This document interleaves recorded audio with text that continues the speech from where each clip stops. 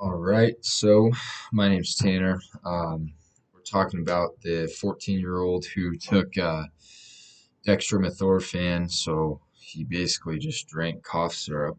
Um, so, getting into it, I guess, number one, the role of doctors is to both try to do good and do no harm. So, I think this governs the situation pretty well. Um, Essentially, the child comes out and he says that they've been taking the dextromethorphan, and that's actually what is causing his symptoms. So it's pretty clear to the doctors that that is what is occurring at that time. So um, I think it's pretty obvious that he's nervous about telling his family, and he hasn't up to this point. So that should probably become the major point of focus here. So um, anyway, he consents to doing a spinal tap in this case.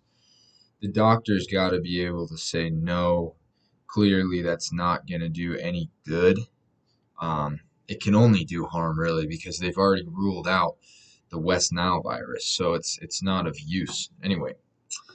Secondly, can the patient even consent? Is another topic that I think is kind of pertinent. So it's I'm of the opinion that no, and even in a situation where he's just in the ER for something that he didn't consciously do, probably not, because a lot of times your emotions as a little kid make you make very bad decisions. So that's just my opinion, but I can see how that's debatable. But certainly in this case, obviously he's afraid of the repercussions of coming clean to his parents about drinking the cough syrup. So, if anything, the best thing that the doctors could do is to just facilitate that conversation happening before the parents worry and the child worries anymore. And essentially, no, you do not want to do a spinal tap or any kind of invasive operation. You've already got to this point, and it's pretty clear that you've resolved this issue. So, uh, along with that, and just encouraging them to have a conversation and offering your support as best you can to the child.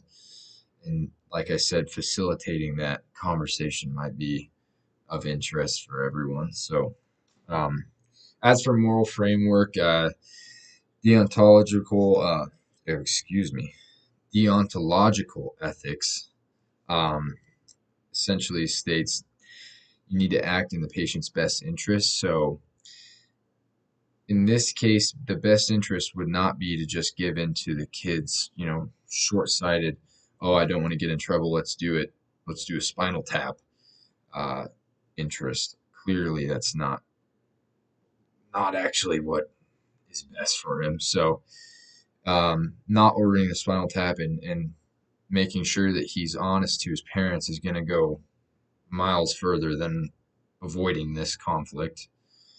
And secondly, utilitarianism is another moral framework that I kind of base this on, just because avoiding the risk of complications is kind of the name of the game with utilitarianism. And I think that those both tie into both those issues, or both of those topics, I should say, on this issue. So, anyway, it's just a matter of protecting him from himself in this case. So, yeah. Thank you.